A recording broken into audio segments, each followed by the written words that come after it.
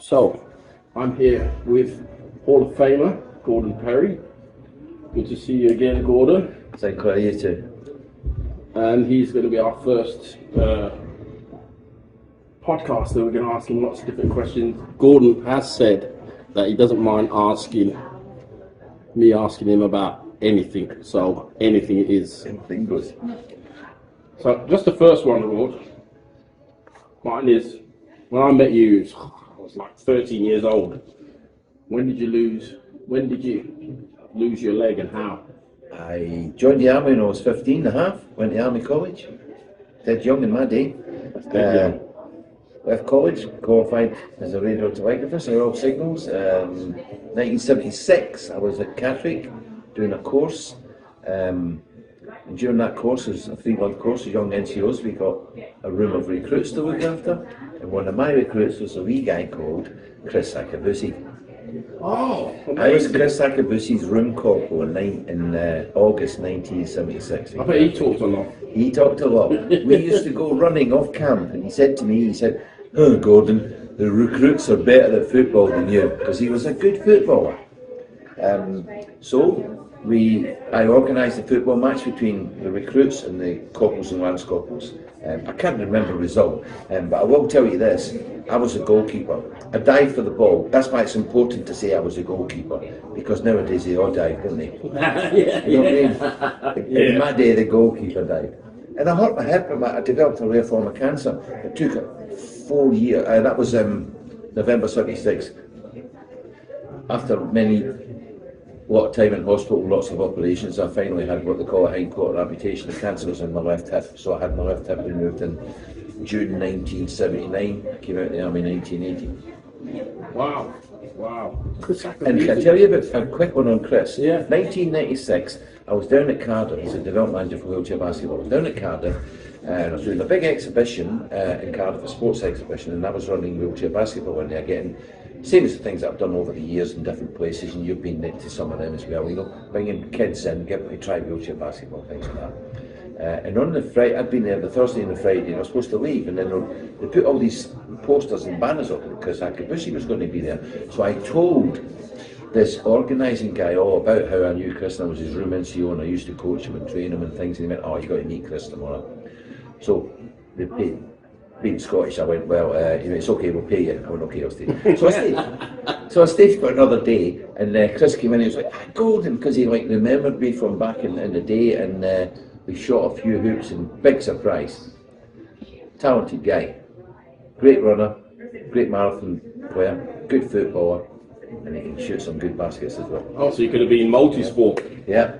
Wow, He was that's an amazing yeah, story. yeah. Chris Akabusi. Yeah, I Chris remember Akabusi. watching him with my dad when he was doing the 400 when they won it. And he got 2 medals in Barcelona, 4x100 relay and the 400 metres hurdles.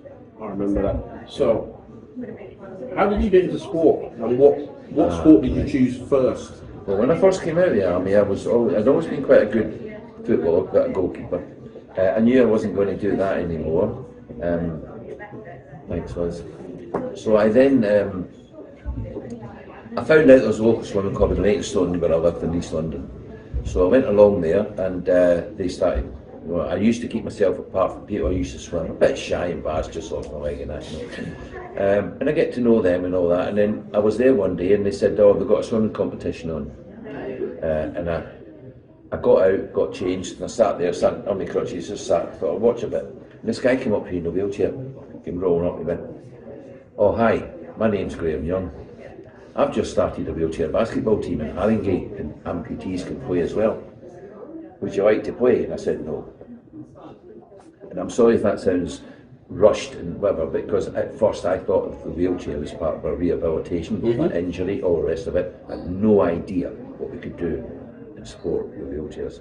Because I'm naive, like all able-bodied people are naive about what we do. That's why you guys and all the work that you're doing opens these things up.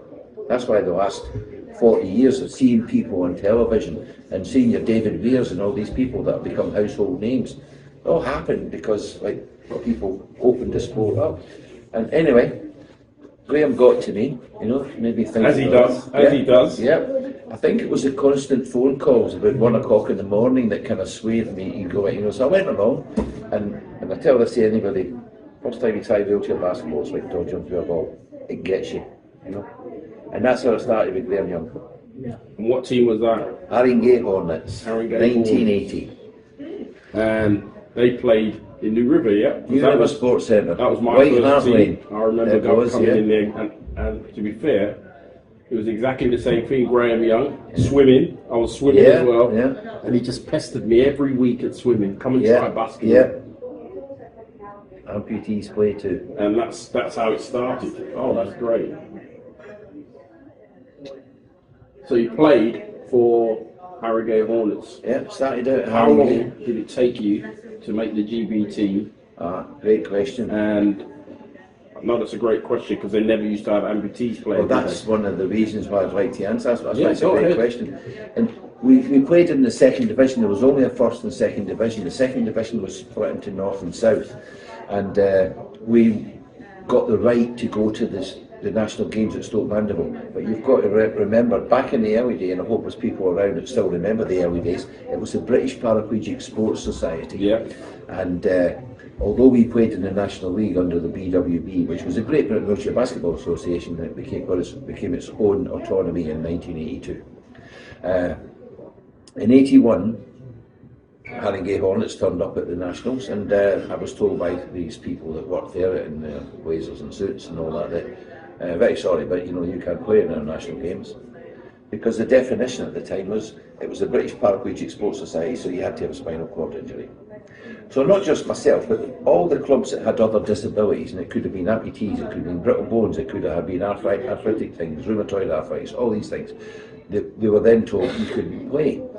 So in 1981 I thought about it, and I talked to a lot of people in different clubs, and I wrote letters, because we didn't have mobile phones, we didn't have all the media stuff that we've got now. So I wrote to the clubs, and I let people know that I was going to try and challenge us, and I wrote a resolution in 1981, took it to the AGM, Great Britain Wheelchair Basketball Association, and my resolution said that all registered players in the National League be allowed to play in the National Games basketball section. In 1982 it was approved by Stoke Mandeville, and British Paraplegic Sports Association let wheelchair basketball players, any registered players in the league, play in the national games. And it had an immediate effect on me, because Tony Hooper, another Hall of Famer, Tony Hooper, legendary guy, did great things for our sport. Well, you know that with the women's game and everything else. Well, Tony invited me to GB training in October 1982, and I can honestly say my life's never changed. Never looked back since. So what was it like putting on that GB vest? I know what it's like. I know what I felt like. Yeah. But can you imagine it? I was a young corporal in the army, and I lost my leg. I came out of the army in 1980. Within 3 years of playing wheelchair basketball, I played my first World Championships. And where was that? Do you remember where it was? It was in Halifax, Nova Scotia, which means New Scotland. And 83 was a huge year for me, because I was the person that made the London Marathon happen. We'll get to that in a moment. Okay. Tell me about this first time you put the vest on. What was the feeling like? And it's hard, but I'm feeling the goosebumps already. Hearing the national anthem. Yeah, I know. And it was because of my silly situation. You sit in a wheelchair as a single amputee. There's this free bit there. Well, Tony Hooper had our mascot. It was a little monkey in a basket.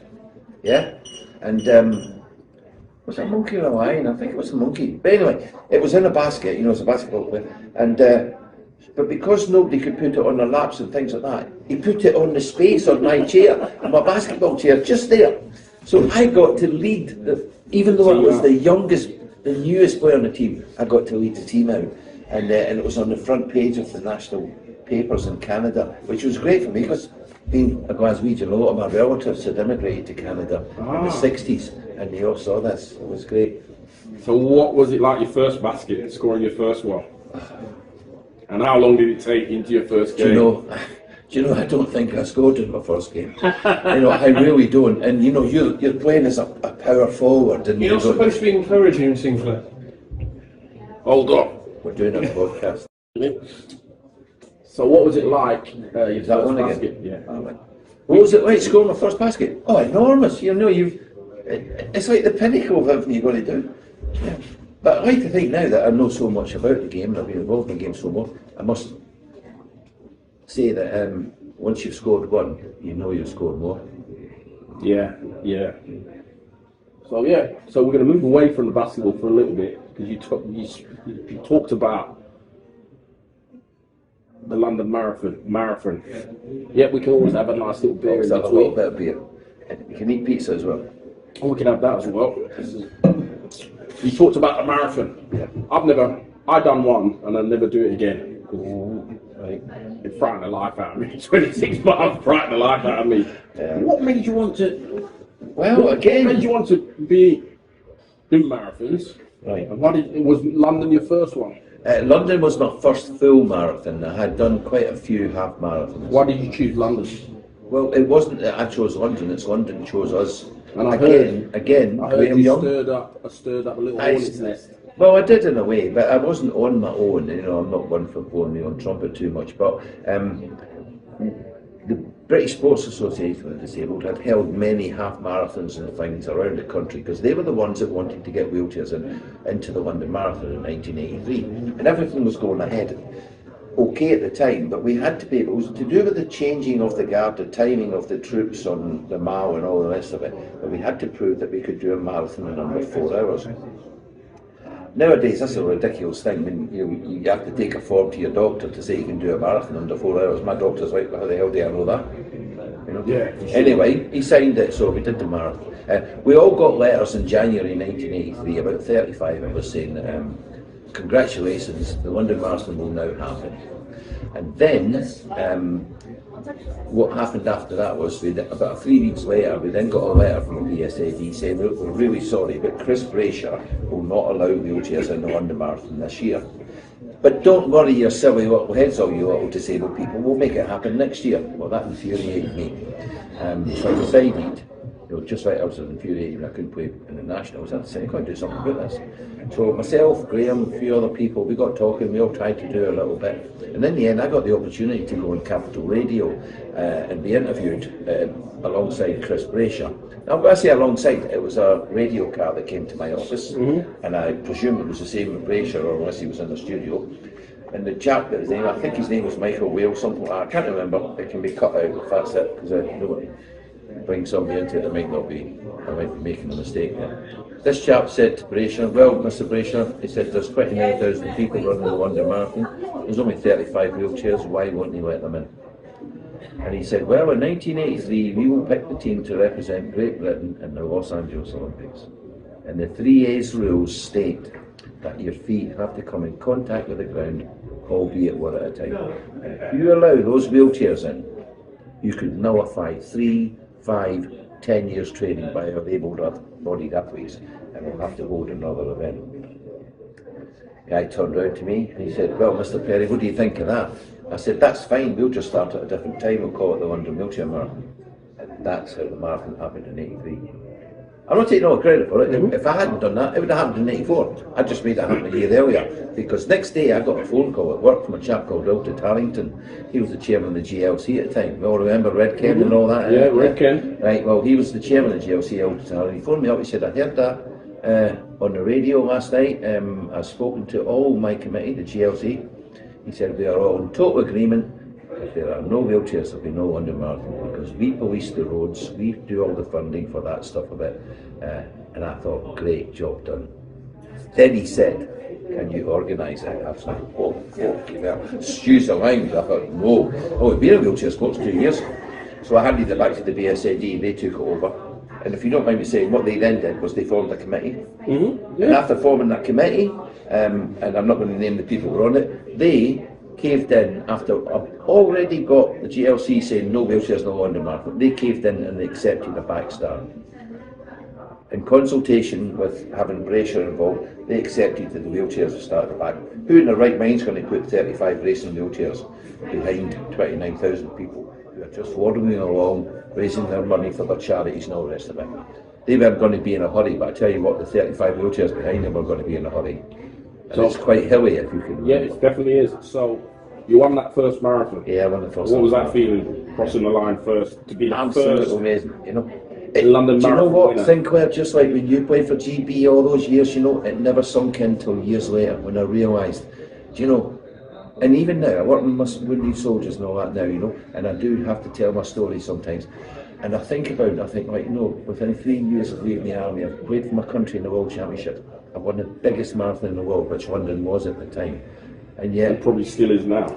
yeah, but I never thought about what it meant to me at the time. It's only afterwards. So, Does that make sense? it does make sense, perfect sense. So, you went back this year and you started it. Yeah. What was that feeling like? Well, that came out of the blue. Round about March this year, I got a phone call from the Times. They said, look, it's 40 years since I won the London Marathon, we'd like to do a story on you. So it was in the Times, on sports part of the Times, on a Saturday, they have this like from the archives bit, and they did a full page story on me about how I made the London Marathon happen in '83 and how I won it and all that, you know. And right at the end, the guy said something, I said, well, you know, geez, it's 40 years, it'd be great if they got me in to start it, you know. And then a week before this year's London Marathon, which I have to say, you know, me being a passionate jock, it was on St George's Day, you know, Patron Saint of England, 23rd of April. I got a phone call before it saying, look, Mr Penny, would it's the 40th London Marathon and all that, you know, we'd like to ask you. So they asked me if I'd like to be the official starter. And do you know, honestly, I phoned my wife after it and told her, and it brought a tear to my eye. You know, to be recognised after 40 years, and I'd done 17 of them, you know. I did 17 I did it from 83 to 99, you know. So, which was the best feeling, starting it or doing the first one? Oh, doing the first one, yeah. Every year was, you know, my first 4 years, I was first, third, fifth, and eighth, and I never trained for a marathon in my life. I'm not going to lie about it. I had the first three wheeler back in '87. I could tell you a hell of a story about that one. Shall I just quickly tell you? Yeah, go ahead. Okay, I turned up. Gerald Simmons sponsored me with a Cushal racing chair. It was the first chair with one wheel at the front, and that had two little springs that came from the wheel to the frame. Whenever it went over a bump, everything, it just straightened up. Yeah. Peter Carruthers saw it and he said to me, oh God, he said, you're going to be the shit. When you get down the bottom of that John Wilson Street, he said, that big roundabout at the bottom of 1 and 9, he said, you're going to come right out of that and put the shit, sort of thing. I've my language back for this one. Your language is perfect. Right, anyway, so I'm warming up, I'm going up and down, and this guy came, this BSAD guy, I can't remember his name, but one of the officials that's there at the start, because we started with the BSAD tent and that at the side of the road, didn't we? This guy looked at me and he went, oh, and I'm just warming up, because I've never used this here, I picked it up from Gerald Simmons on the Saturday. So I'm going up and down, and this guy from Voices there, and he came back with a handout, a printed handout, and he went, Gordon, he said, I'm sorry, you can't use that. I went, why not? He said, well, this says the chairs have to be, that's the size of your maximum size of your wheels, the maximum length of your chair, you got your two wheels at the front, two wheels at the back. I said, this is the future. He said, I don't care if it's the future, you can't use it today. I said, well, I'm going to. And he walked off. And there was a chap standing there with a black and white border collie. And he said to me, is that guy real? I said, yeah. He said, is he going to stop you doing a race? I said, no, what's he going to do, arrest me? Anyway, then this guy said to me, he must have been quite quick there, he said, does it need to have four wheels? The fourth wheel, does it have to touch the floor? I said, what are you talking about? He said, hang on a minute. And he took his dog in and he came back with a pram wheel and 3 cable ties. And he's fixed it to the left-hand side of my chair. I ain't got a leg on that side, there's plenty of room, you know what I mean? So he fixed it to the left-hand side of my chair. And I go to the start of the London Marathon, I'm sitting there on the front line, because I'm still one of the elite athletes, and I'm sitting there on the front line, I'm ready to go, and this guy looked at me and I just went like that, gave him the finger. The next year everybody had 3 So how long did the pram wheel last? Oh, I kept it on the whole race. Might have gave you good balance around the corners. It might have done silly, you know. But yeah, that's just the peculiarities of people putting barriers in front of you. You have to get over You've got to get over those barriers. Yeah. Cool. We'll stop there. Just put it there. So this is part 2 of an interview with Gordon Perry. So we talked about basketball. who is the greatest GB player that you've played with? Or put it that sort of the greatest, and then who was your favourite GB player to play with? Or we can also put it who was the favourite player that you played with. My period players, yeah, there was great players around. Chris Rowe was one of the most talented players I played with, shooting wise. He had a great shot. Ray Cross was the smoothest player I've played with, and it's like when I say that, he had this talent of never really getting riled at you and helping you out. He helped my game a lot. I used to anticipate doing something before I'd actually caught the ball, and he made me cheat, so I thought I'd get it first and do things like that. Phil Craven was a great mentor for me. When I started playing, we trained at RAF Stafford on the M6. And I remember saying, and I used to wear the leg at the time, so I came off the basketball field, I'd get changed, put my artificial leg back on and all that. Phil must have read my mind. Because back in those days, I was a 3-pointer. Yeah, the old system before it became like 1, 2, 3, 4. And Phil looked at me and he said, no, I wasn't 4-pointer, but it was, I think, it was international in everything. And Phil looked at me and said, Gordon, he says, you're like 4 times better than me. I'm only 1 point out there, you're 4. I earned your ways, and that was like, wow, you're right, you know. Because you don't know he's a very gifted player. He was my mentor for a while. I can't answer and say who was the greatest player I played with, because I played with great players: Tony Lower, Ray Cross, Chris Rowe, and Nigel Smith. I would honestly say this: the best 2 years that I ever had, 2 or 3 years that I ever had playing the game, was the tutor which Nigel Smith was MKA's coach. Wow. Another Hall of Famer that we inducted, Nigel Smith. Yeah. He tutored me as well, so I played under Nigel, which was really, really, really good.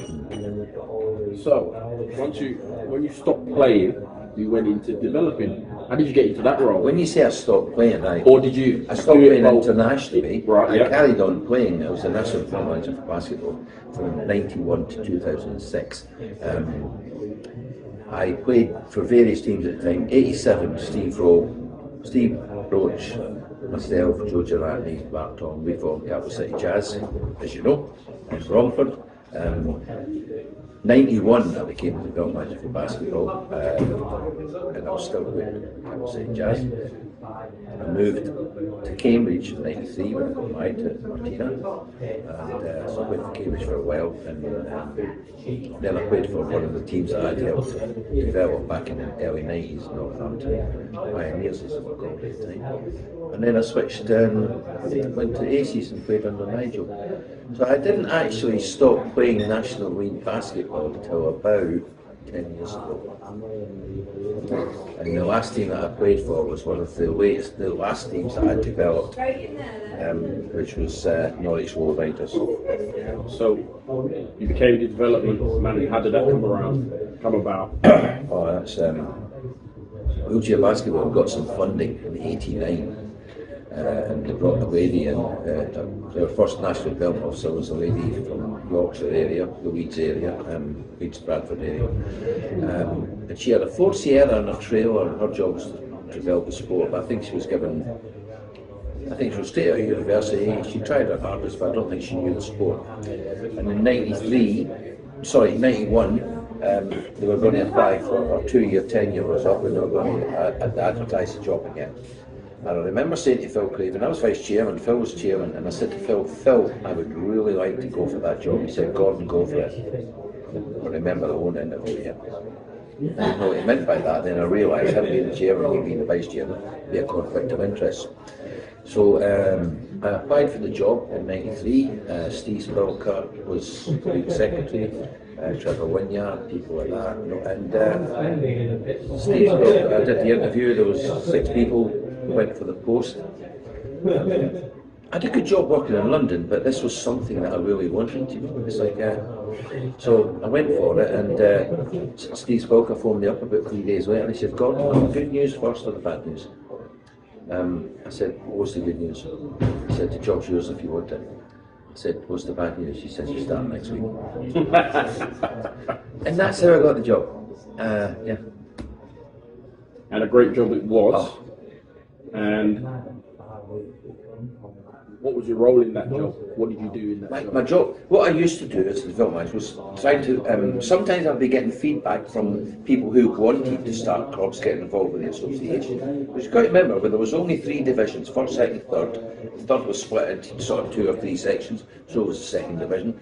And I'd work in areas that wanted. The first place I worked was Bradford. And one of the first teams that I created was up in there, in Bradford Bears. Why did you choose Bradford for the first? Because wheelchair basketball had able-bodied game had their headquarters in Stanley, just next to Bradford.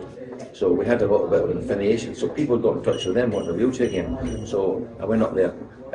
No, it was Leeds. Bradford Bears was already gone. Sorry, it was Leeds. So we started a team in Leeds, which is where England basketball headquarters was at the time. And that went on okay. Once I got in for months at a time, for about 3 months every week, going up there and coaching, and then developing people into coaches to take over the role. The development officer that wanted it going was a guy called, what was his first name? Ken Black. He was the development officer for that area. Once I got it all up and established, I then move on to another area, start another team, and I got Steve Kane, who was at Bradford Bears, to come and coach that team for me. Being a development manager for basketball at that time, it was a little bit like, you ever seen that circus act where they put a stick in the ground and they get a plate spinning? Yeah. Yeah? And once it takes some time to get that first plate spinning, and then they move on to the next plate, and that's spinning, yeah? Yeah? They've got to keep going back and getting that one to keep it going, yeah? And eventually they might have 6 sticks going, 6 plates going. Once they're all going, you still got to give a little bit of attention to that to keep it going, to make sure it stays upright and it keeps being part of what you want. That's your play, and that's what I used to have to do until teams were established too. So how long did you do that, and why did it stop? It could get political, so I don't know if it is. Do you want me to answer that? I want you to answer it. Right, okay. If you was on Parkinson, would you answer the question? Yeah, I would, but I'm not here to have a go and challenge people. But I want to be truthful about it. Yeah, exactly. The reason I stopped doing it was.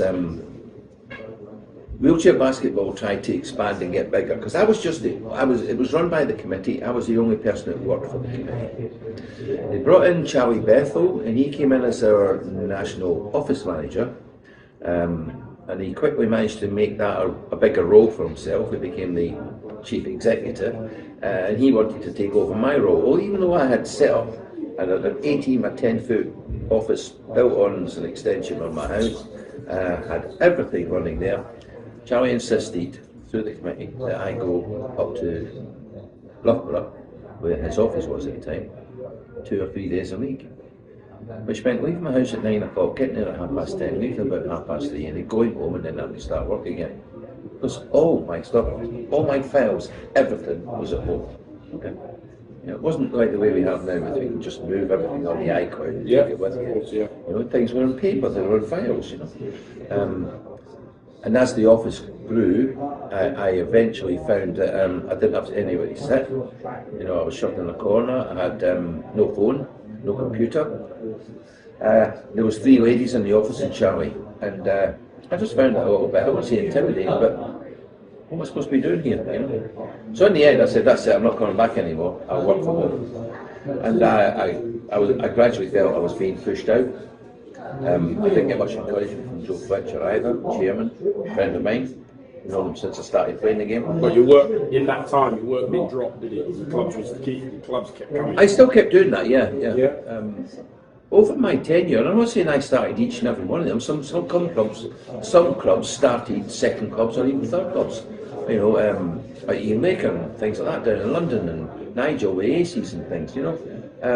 But during my tenure, there was 32 teams when I started in 1991, and when I left in 2006, there was 74. So I must have done something right along the way. So he was talking about you felt forced out.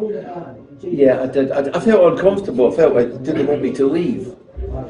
So in the end, I said to Joe Fletcher, I spoke to RGK because I had a good rapport with RGK. When the Wheelchair Basketball Roadshow was set up, it had a number of different types of chairs. Believe it or not, those things like Swifts, Push-Hows, RGK, all sorts of different things. There might even have been a quickie. I had the first quickie back, first American chair back in '82. You know. Anyway, so RGK stepped in and said, "Look, get rid of all your chairs and we'll supply your chairs." And they did that for a good 15 years. You know. They were very supportive. So in the end, I spoke to RGK and I said, "Look, I'm thinking of leaving wheelchair basketball and going out on my own. I'm still going to do the same development work. I'm just going to do it for myself and try." Because I just had the passion for wanting to bring more people into the sport. And even though I left wheelchair basketball, I still brought other teams in, like Norwich Lowriders, for example. You know, I'd retired in 2006. I brought them into the league in 2012. You know, I still had that passion to keep going. And RGK sponsored me. And I remember a conversation I had with Joe Fletcher. He said, "You can't go on your own." I said, "I'm going to take the van, take the chairs, I'm going to go and work for myself. I'm still going to develop the sport." He said, "You can't do that. The van belongs to us." I said, "No, it doesn't. The Richard Langland Trust support and sponsor the vehicle for my use, not yours." And I had that backing from Richard Langland Trust. I said, "And RGK sponsored the chairs and they're willing to continue to sponsor them." So Joe told me that no polite terms, just to go away and multiply, sort of thing. And I did. I've never looked back since. But you still kept that passion to keep the club going. My passion is still with it. You know, I regretted that. I still carried on to develop the work. I still did all the colleges, universities, and schools. Because you know, a great part of what I've done is that I've worked in universities where they're training these PE teachers of the future. You know, the people that are going to be working in your schools for young disabled children in mainstream schools. And now, because of me, and not just me, other people too, but because of that, instead of their children in their schools being told to just go and read a book or do their homework, they're like, "No, let me shoot some hoops, I want to play basketball," you know. So we have, and when you've worked in a university with PE students or PE teachers of the future, and 5 years later they're getting in touch with you to go to their schools, you know the programme's working. You know, it's getting down the line. You know. Good. So, what do you think of the basketball, like the association now, and what's happening with the sport? Is it grown? Is it going the right way? The sport grew astronomically through that era of the mid-90s, the early noughts, you know, right up to, look at them, now 2018 they were the world champions. Correct to say that, right? Yeah. They've just won the Europeans, haven't they? Yeah. The women came from like not medaling 20 years ago to being like silver medals in the world, silver medals in Europeans. Yeah. That growth is there. That growth is something that was started a while ago. Those people were youngsters. I can remember Joy Hazeldine. Yeah. I can remember her at our national games when I was running them when she was a youngster, you know. And I look at her now, you know, and people like that, you know. Where it goes from now on, how much grassroots development has to be put in. I've always had the theory that if you don't bring new people into the sport, where's your future? Yeah. Have you ever had a garden? You know what I mean? You put flowers in your garden, they're not going to last forever. You've got to get new flowers. Unless you get plastic. Unless you get plastic cactuses. Yeah. But you know what I'm saying? Yeah. You've got to keep it growing. You know, I've got 4 dogs, and 2 of my dogs are like 9 and 8 now. Sky's 6, and we're going to have a little with her. One of her pups we've still got Trinky, she's 3. Yeah, but in a way, we'll keep a dog from the next litter, because Sky's getting old, and you've got to keep that. If you want to have your dogs around you, you've got to keep doing it. If you want your medals to keep arriving in the sport, you've got to keep bringing in new blood, you know. Yeah, as you know, we're getting on, aren't we? We definitely are. We're getting on. Right, we'll close it. Go for part. So, you moved from the development position, carried on doing it off your own back for how long?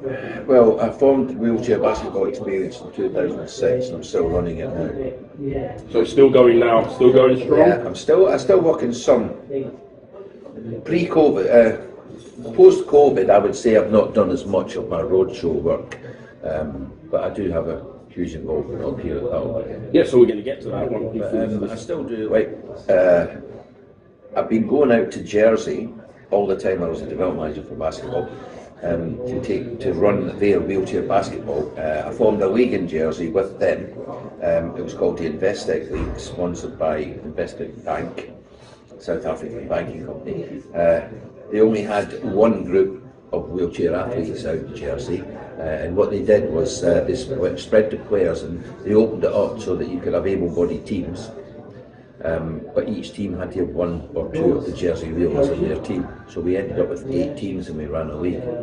Yeah, we did that for a number of years and it's still going. I still go out there and support them. Well, I've never been invited to this Jersey, beautiful part of the world. They only take me. They take me in my roadshow, whatever. I'll be part of your roadshow once to go to Jersey. Yeah. So now you're involved here at Liverpool with Battle Back. How did you get into that? Well, that again goes back to all the work that I did in schools and colleges.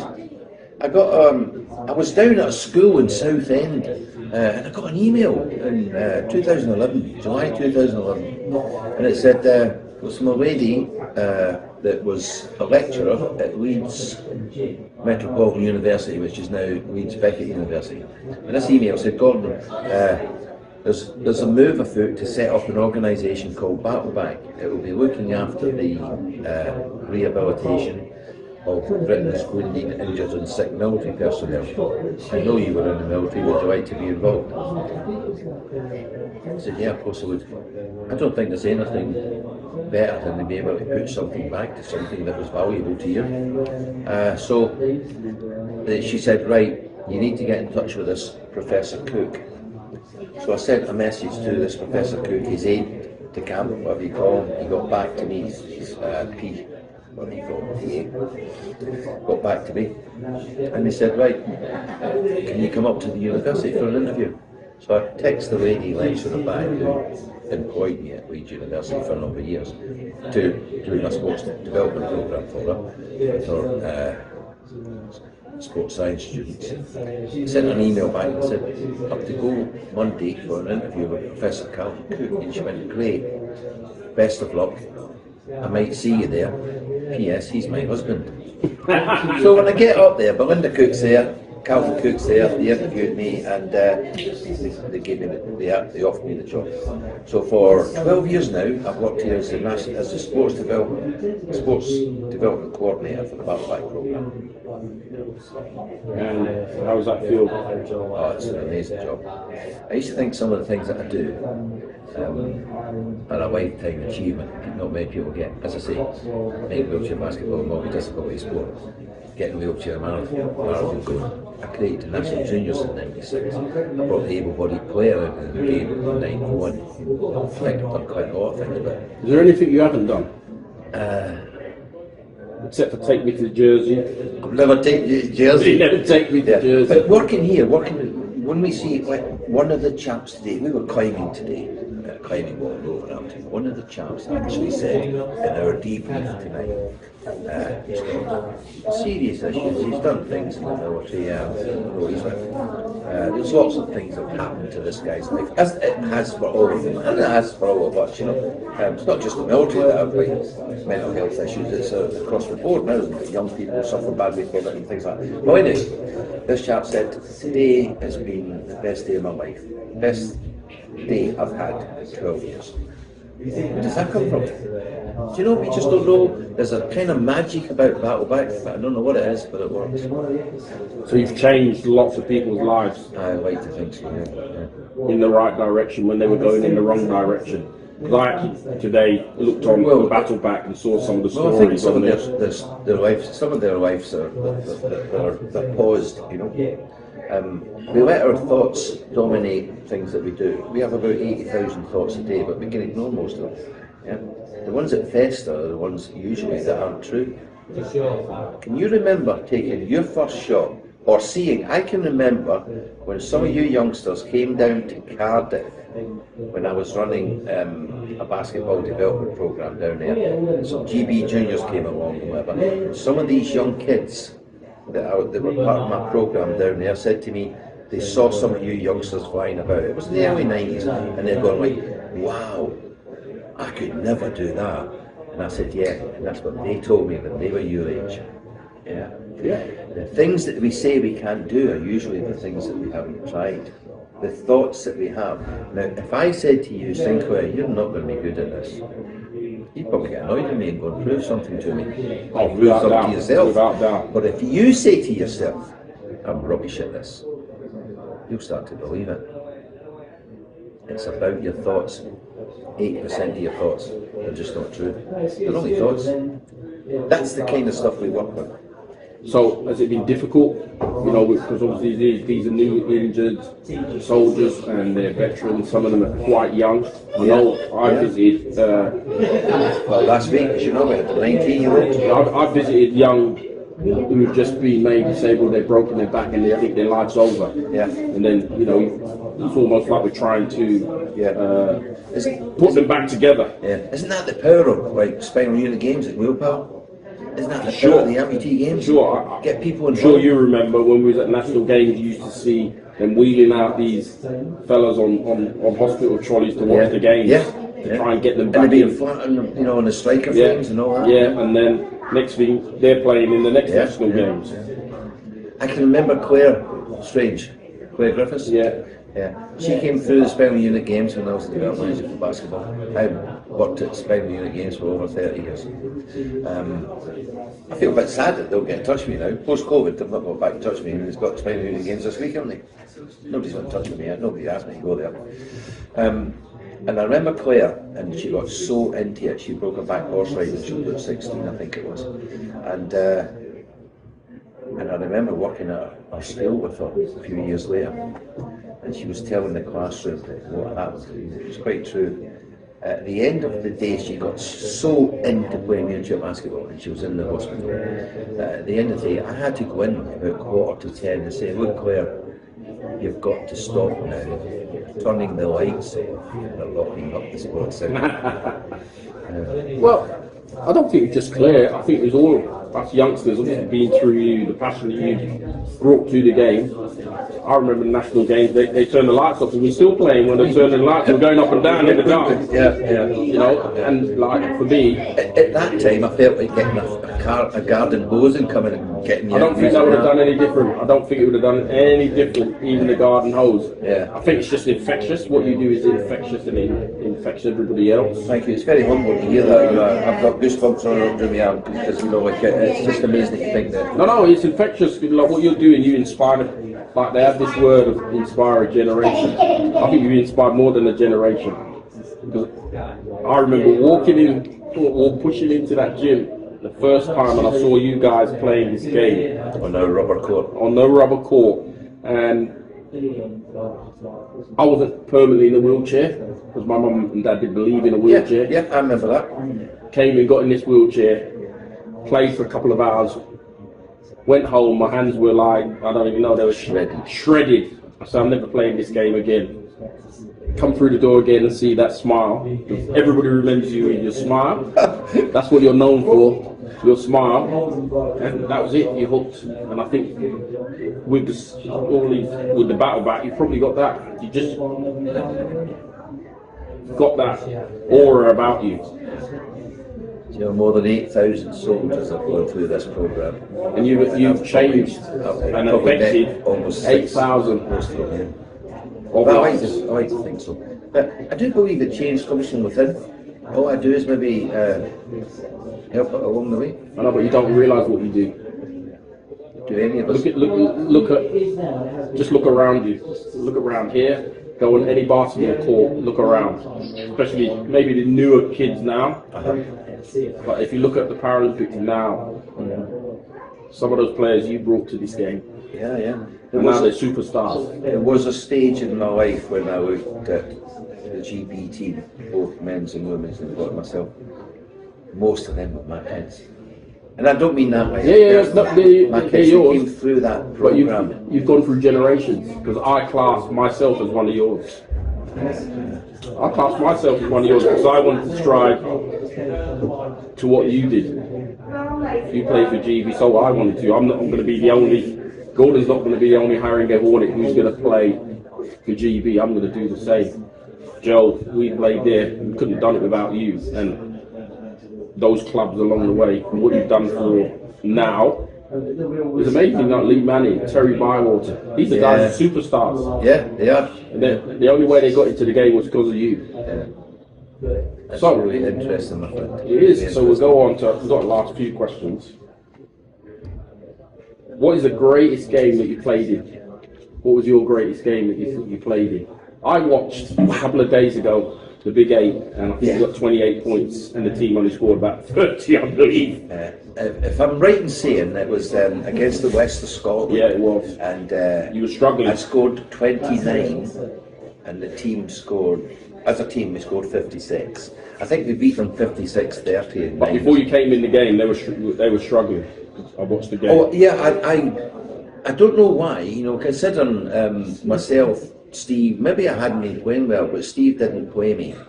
Steve, my coach, he didn't play me in much of the game, and we were behind when I went on.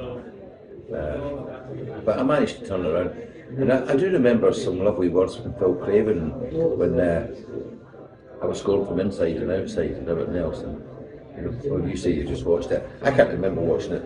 It's there for you to watch. 20 years. Come on, well, I know. That's the thing. I don't know. I've not actually looked at any games on your YouTube. I don't know quite how to get to it, and I won't know how to watch this unless you tell me how. So I to. will. But you know, I'll email you on how to get onto it. It's just a YouTube channel. I'll email you our channel, and you can see yourself in Technicolor. Perfect Technicolor. Yeah. But isn't it great how the game has grown though? Oh, look at it's amazing. And I see like tennis gets a lot of coverage. Like Alfie Hughes just in the won the American Open again against Gordon Reid, and not two British players in the American Open final.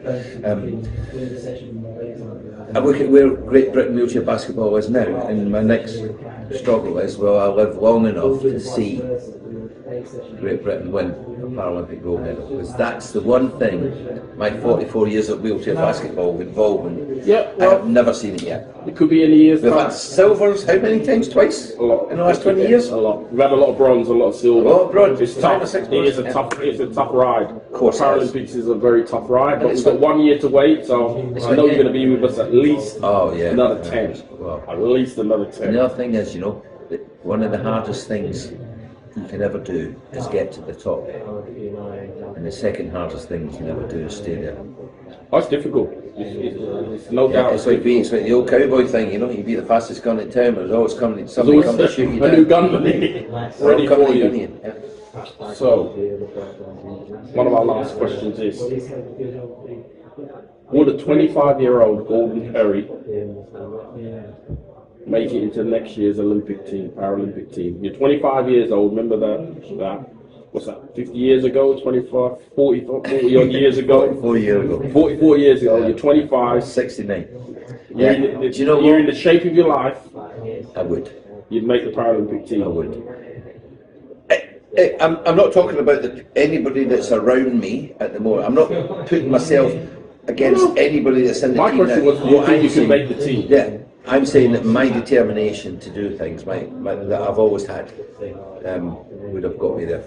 Is that the one thing in your basketball career not going to Paralympics? It's one of the regrets, but in anybody that's been involved at national level of wheelchair basketball know that you can't always be in your prime.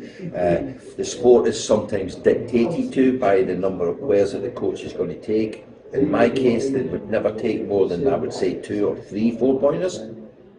Yeah, I lost out on Seoul in '88 because they only allowed us to take 10 players. Right. not 12. So I might have got into soul, but I didn't. I think it was Gary and Carl. So that was it. The only thing missing on your resume is a Paralympics. I've never played the Paralympics. I don't have that PLY after my initials that you have, young man.